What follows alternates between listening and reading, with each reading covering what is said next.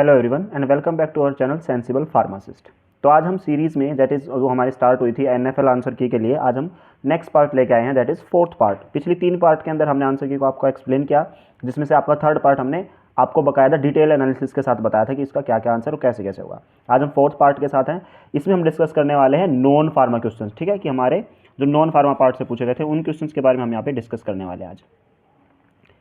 ठीक है, non pharma के बारे में। तो स्टार्ट करते हैं सबसे पहले फर्स्ट क्वेश्चन के साथ। हमारा पहला क्वेश्चन है who is responsible for making monetary policy in India. तो सबसे पहले आपको पता होना चाहिए कि मॉनेटरी पॉलिसी होती क्या है। मॉनेटरी का मतलब होता है मौद्रिक, मुद्रा से रिलेटेड, और पॉलिसी का मतलब होता है नीति। जो मौद्रिक नीति हमारी बनाती है इंडिया के अंदर, तो कौन बनाता है? आरबीआई बनाता है। ये तो आप सबका सही होगा क्योंकि जनरली है आरबीआई के बारे में ही बात होती है इन चीज़ों से रिलेटेड। असल में मॉनेटरी पॉलिसी है क्या, ये है क्या, मतलब इसके अंदर बहुत सी चीज़ आती है कि आपके कैसे इंडिया से इन्फ्लेशन को दूर कर सकते हो, कैसे कैसे आप इस इंडिया की इकोनॉमिक ग्रोथ को बढ़ावा दे सकते हो। दूसरा, आप किस प्रकार से किस ब्याज दर से लोगों को जो है आप पैसा दोगे ताकि आपकी जो है इकोनॉमिकल ग्रोथ हो, हमारे देश की इकोनॉमिकल ग्रोथ हो। ये सारे जो डिसीजंस होते हैं कौन लेता है? आपका आरबीआई लेता है। किस मॉनेटरी, कौन से पॉलिसी के अंडर? मॉनेटरी पॉलिसी के अंडर। ठीक है, तो इसका आंसर रहेगा आपका reserve bank of India. Next question की तरफ पढ़ते हैं। Who was the first Indian to be awarded the Nobel prize in literature. Nobel prize सबसे पहले किसे मिला था, किस इंडियन को मिला था लिटरेचर के अंदर?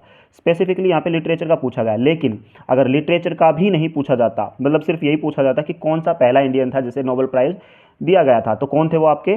अनडाउटफुली रविंद्रनाथ टैगोर। ठीक है, इसका आंसर रहेगा आपका रविंद्रनाथ टैगोर। अनडाउटली ना सिर्फ इंडिया के अंदर बल्कि पूरे एशिया के अंदर ये अपने आपके पहले वो रहे हैं जिन्हें नोबेल प्राइज़ मिला था। लिटरेचर के अंदर ही किसी भी कैटेगरी को आप इंक्लूड करो, सबसे पहले इन्हीं को दिया गया था। ठीक है, कब दिया गया था? ये दिया गया था 1930 के अंदर, 13। ठीक है, 1913 के अंदर इन्हें मिला था नोबेल प्राइज़। इसके बाद मिला था मदर टेरेसा को। जो कब मिला था? मदर टेरेसा को मिला था 1979, इतने सालों बाद। और उसके बाद डायरेक्ट 1997 में, और उसके बाद मिला था जाके 2007 में या 2008 के करीब वेंकट सी वी रमन को 2007 में मिला था उनको। ठीक है, तो फर्स्ट इंडियन कौन थे आपके? रविंद्रनाथ टैगोर। नेक्स्ट क्वेश्चन की बात करते हैं। Identify the odd one out in the analogy. Simple ये रीजनिंग का क्वेश्चन है, लॉजिक की बात हो रही है कि एक आपका ऑप्शन दिया गया है bat, sparrow, Bulbul and pigeon, इनमें से कौन सा अलग है? तो आपके जो लास्ट 3 हैं स्पैरो, बुलबुल एंड पीजन, ये तीनों क्या है? बर्ड हैं, पक्षी हैं। सिर्फ एक इसमें सेपरेट आउट कौन कर रहा है? आपका बैट। तो इसका आंसर रहेगा आपका बैट। ठीक है, ये इसका आंसर रहेगा बैट। नेक्स्ट क्वेश्चन की तरफ बढ़ते हैं। In which state was the Panchayati Raj first implemented in India. किस स्टेट के अंदर सबसे पहले पंचायती राज को इंक्लूड किया गया था? तो ये तो वही है, डायरेक्ट जीके बेस्ड क्वेश्चन आपका। जनरली जो है ये नॉन साइंस जो लोग होते हैं, फार्मा की बात क्या करें, अब नॉन साइंस जो लोग होते हैं उनकी जीके अच्छी होती है, लेकिन इसका मतलब ये नहीं है कि किसी का आपका होगा ही नहीं। जनरली कुछ लोग ऐसे होते हैं जो साइंस के अंदर भी अच्छी नॉलेज रखते हैं जीके के बारे में, और कुछ ऐसे भी होते हैं जिनका तुक्का ठीक लग जाता है। तो इसके अंदर मैक्सिमम लोगों का जो आंसर है वो है राजस्थान। कमेंट बॉक्स में जो मैं पढ़ रहा था तो वहाँ पे देखा कि ज़्यादातर लोगों ने इसके बारे में राजस्थान लगाया। वहीं से क्वेश्चन मैंने उठाए हैं कमेंट से, आपके आपने ही इसको बताया, मेमोरी बेस्ड क्वेश्चन हमारे। तो इसका आंसर रहेगा आपका राजस्थान। ठीक है भाई, ठीक है। इसका नेक्स्ट आपका राज्य पुनर्गठन के बारे में बात करा, that is state reorganisation in India took place in which year. किस ईयर में राज्य पुनर्गठन हुआ था? तो किस स्टेट में हुआ था, सॉरी किस ईयर में हुआ था, क्या पूछा गया है? इसका आंसर रहेगा आपका 1956। ये भी आपका जीके का क्वेश्चन है आपका। 1956 के अंदर राज्य पुनर्गठन हुआ था। ठीक है भाई, ये आपका आंसर हो गया। हाँ जी, नेक्स्ट क्वेश्चन 6 क्वेश्चन के बारे में आपके बात कर रहा है। Which is the folk dance of Kerala. ठीक है, हालांकि फोक डांस आपका कथकली ही आएगा, लेकिन क्वेश्चन इस तरीके से नहीं पूछा गया था। वहां पे पूछा गया था which of the following is cultural dance. Cultural dance के बारे में पूछा गया, तो कुछ वहां पे एक्सप्लेन भी किया गया था कि जो जिसके थ्रू अपना कल्चर प्रेजेंट करते हैं वहां का, तो वो फोक डांस नहीं है, वो कल्चरल डांस। और कल्चरल डांस आएगा इसका आंसर। अगर यहाँ असल में जो है एग्जाम के अंदर फोक डांस ना पूछ करके कल्चरल डांस पूछा गया था। ठीक है, कल्चरल डांस जो उनका होता है, और कल्चरल डांस होता है वहाँ का केरल का मोहिनीयाट्टम। ठीक है, मोहिनीयाट्टम क्या होता है? मोहिनी मतलब कि वुमेन की बात हो रही है, और याट्टम मतलब सुंदर, सुंदर तरीके से। ठीक है, तो वुमेन जो है, एक स्त्री जो है सुंदर तरीके से उम्दा नृत्य प्रस्तुत करती है, जिसके अंदर क्या है वो सेंशुअल बॉडी मूवमेंट शो करती है। अच्छा एक नृत्य प्रस्तुत किया जाता है, उसे हम बोलते हैं मोहिनीयाट्टम। कथकली थोड़ा अलग होता है, कथकली के अंदर ग्रुप डांस भी आ सकता है, लेकिन मोहिनीयाट्टम के अंदर कोई सिंगल ही एक ही परफॉर्म करता है उसे, तो ये उनका कल्चरल होता है। जबकि कथकली उनका फोक परफॉर्मेंस में आती है, फोक डांस में आती है। ठीक है भाई, तो इसका आंसर रहेगा आपका मोहिनीअट्टम। हाँ जी, इस क्वेश्चन के बारे में थोड़ा बात करते हैं। If you find a purse on the road containing 1000 rupee and an ID card, what should you do. ठीक है, आपको कोई पर्स मिला रोड साइड पे जिसके अंदर 1000 रुपये थे और एक ID कार्ड भी था, आप क्या करेंगे।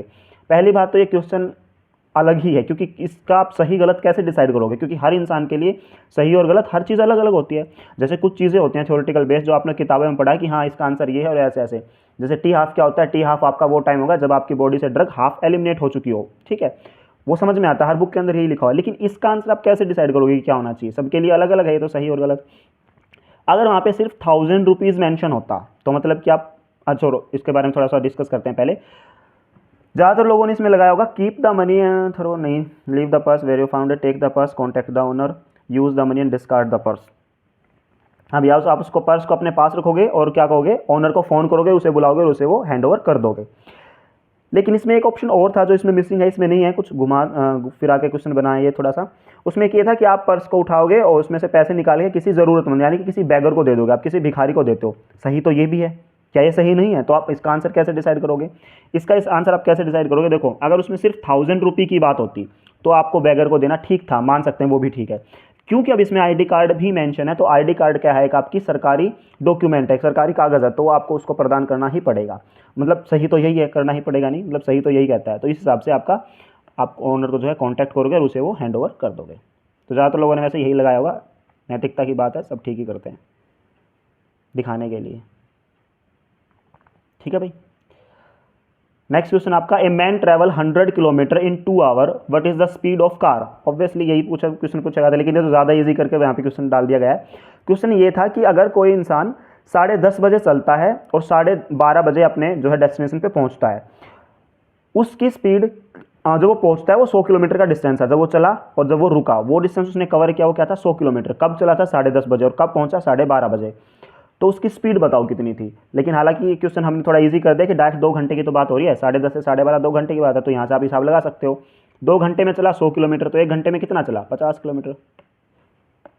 ये लो, ऐसे ऐसे क्वेश्चन भी दे रखे हैं आपको। ठीक है भाई, तो इसका आंसर आएगा 50 kilometre per hour. Move to next question. Methylene blue is used for which test in parenteral drug. Methylene blue को किस उसमें टेस्ट में यूज़ किया जाता है। तो पेरेंटल के लिए क्या होता है आपका, इसका जो आंसर है लीक टेस्ट आएगा।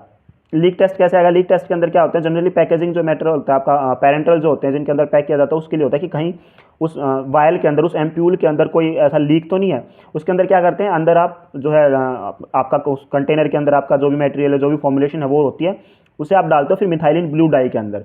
मिथाइलिन ब्लू डाई के अंदर क्या होता है, अगर उसके अंदर लीकेज होगी तो जो ब्लू कलर की डाई आपकी एंटर कर जाएगी किसके अंदर, उस एम्प्यूल के अंदर, तो इससे क्या पता चलता है कि वो लीक है। ठीक है, तो इस प्रकार से किया जाता है आपका लीक टेस्ट। तो आपका एग्जैक्ट आंसर रहेगा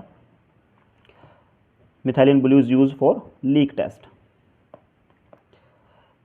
next is what is the purpose of equipment installation qualification, IP। मतलब इसका इक्विपमेंट इंस्टॉलेशन क्वालिफिकेशन क्या होता है। ऑप्शन तो इसके याद नहीं है, लेकिन डायरेक्ट इसका आंसर क्या है, ensure the correct installation of your device in the operational space. यानी कि जहाँ पे उसे लगाना था उस इंस्ट्रूमेंट को, क्या वो वहाँ पे अच्छे से इंस्टॉल हुआ, यही बस इसका पर्पज़ है। इसके नाम से पता चलता है इक्विपमेंट इंस्टॉलेशन क्वालिफिकेशन, इक्विपमेंट को इंस्टॉल करना है उसके बारे में बात कर रहा है। ठीक है, सो ensure the correct installation of device at the operational palace. ठीक है, तो ये इसका राइट आंसर था। ये थे नॉन फार्मा के कुछ क्वेश्चंस। अगर आपको और भी कुछ नॉन फार्मा के क्वेश्चंस अगर याद है तो आप कमेंट बॉक्स में हमें हमारे साथ जरूर शेयर करें, ताकि हम बाकी लोगों के साथ उसे डिस्कस कर सकें, शेयर कर सकें। वीडियो में अंत तक बने रहने के लिए आपका बहुत बहुत धन्यवाद। Thank you so much.